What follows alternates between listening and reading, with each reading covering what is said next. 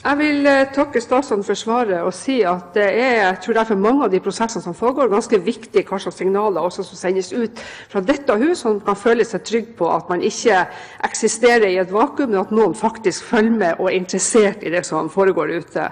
Og derfor vil jeg bare understreke at det er av stor betydning at Stortinget både involveres i utviklingen og får et ord med i laget når det handler om en så strategisk viktig ressurs som UH-sektoren faktisk er for samfunnet.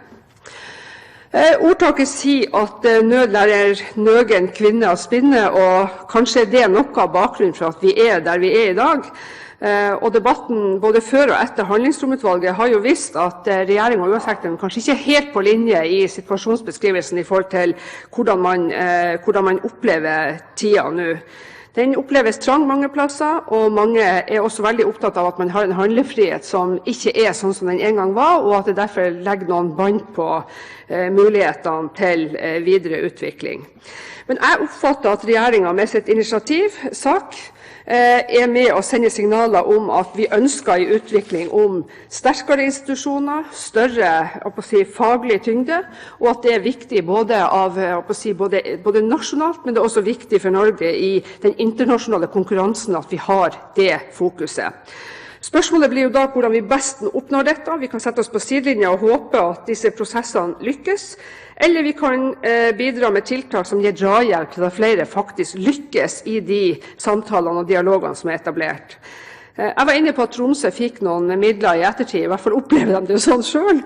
Men alle som fulgte den sammenslåingsprosessen vet at den var meget krevende, og at fusjonsmidlene i prosessen måtte fremskaffes over ordinære prosesser mens 2 institusjoner var i full drift. Det var tøft.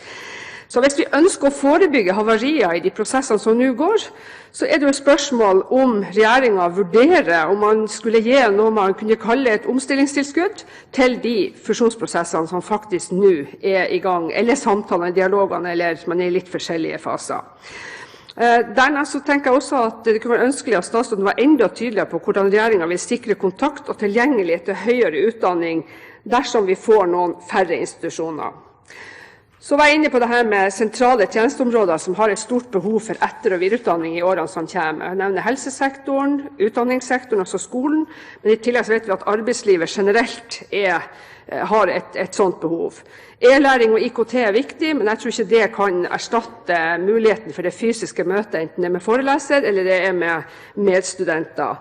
Så spørsmålet er jo da om statsråden er enig i at det ikke går an å se for seg en sammenslåing, eventuelt Tromsø-Finnmark, hvor man skulle ende opp med at Høgskolen i Finnmark ikke lenger var en realitet.